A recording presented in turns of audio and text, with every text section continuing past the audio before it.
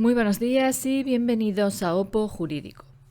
Vamos a comenzar este canal con la Constitución Española de 1978 y concretamente nos vamos a centrar en los antecedentes de la misma, para lo cual vamos a realizar una cronología de los diferentes textos constitucionales que se han ido publicando a lo largo de la historia para llegar finalmente hasta la Constitución de nuestros días, la Constitución Española de 1978.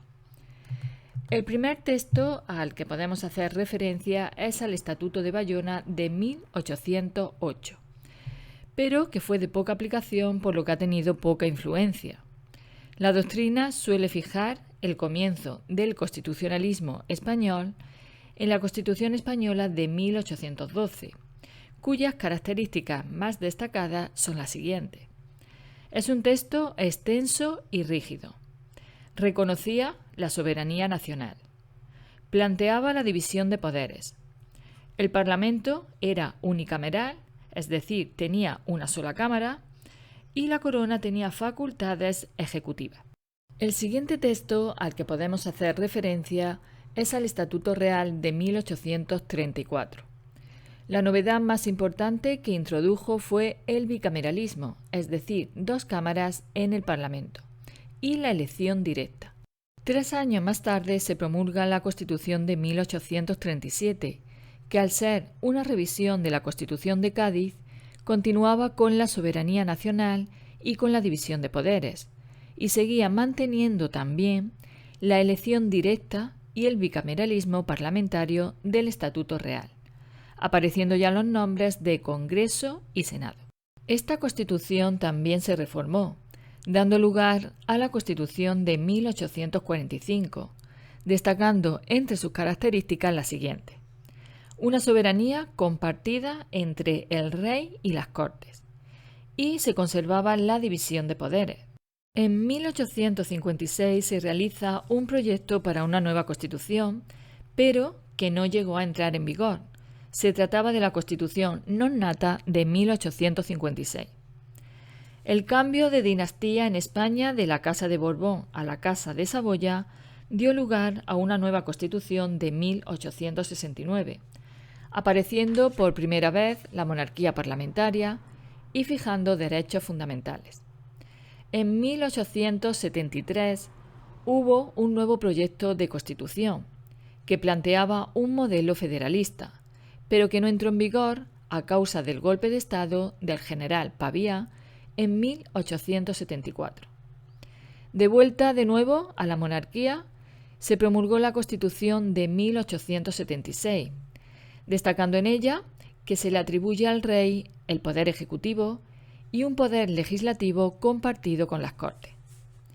De ahí pasamos a la Constitución de 1931, cuando se proclamó la Segunda República Española, en la cual destaca la división de poderes, una organización territorial dividida en municipios y provincias, pudiendo constituirse regiones autónomas, y fijándose una relación de derechos fundamentales muy parecida a la de nuestra Constitución de 1978. Así llegamos a la Constitución del 78 y al proceso constituyente. En 1976, Suárez envía a las Cortes el proyecto de ley para la reforma política, que entre otras medidas adoptaba la siguiente. Reconocía los derechos fundamentales de la persona como inviolables. Otorgaba la potestad legislativa a la representación popular y preveía un sistema electoral inspirado en principios democráticos y de representación proporcional.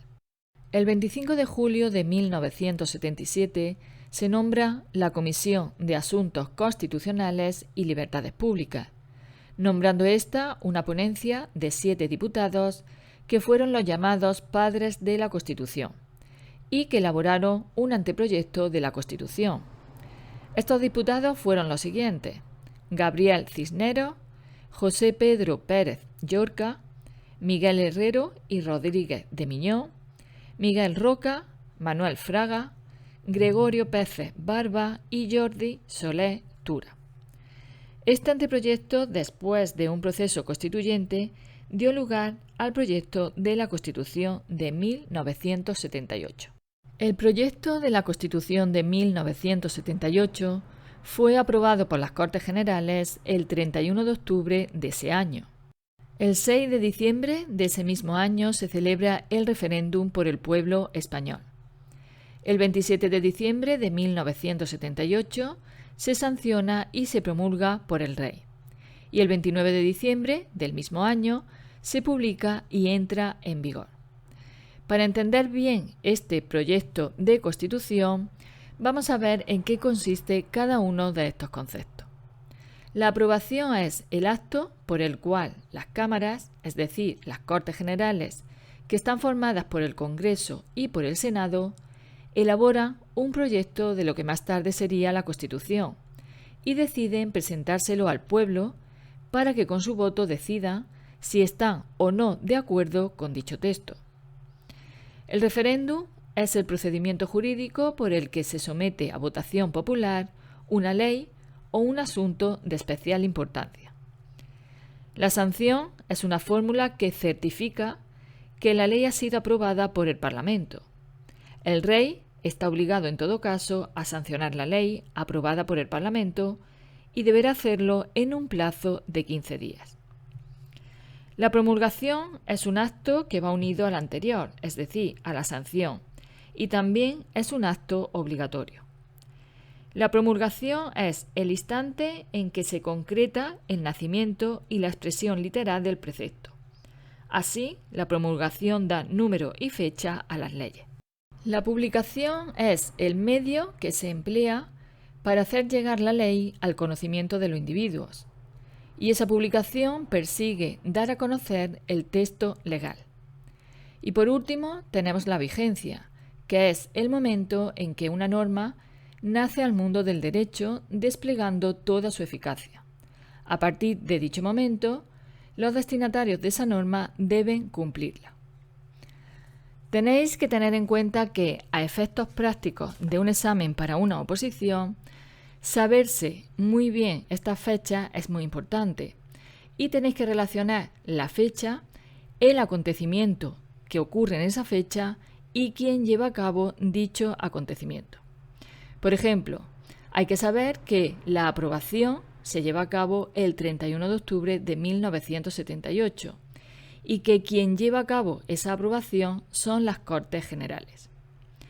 El referéndum, lógicamente, se celebra por el pueblo español y lo que es sanción y promulgación tenéis que tener en cuenta que se hace en el mismo día, el 27 de diciembre, y que se lleva a cabo por el Rey. Y el 29 de diciembre tenéis que tener en cuenta otros dos actos, la publicación y la entrada en vigor. Nada más por hoy, gracias por acompañarme, por estar ahí al otro lado de la cámara y os espero en el próximo vídeo.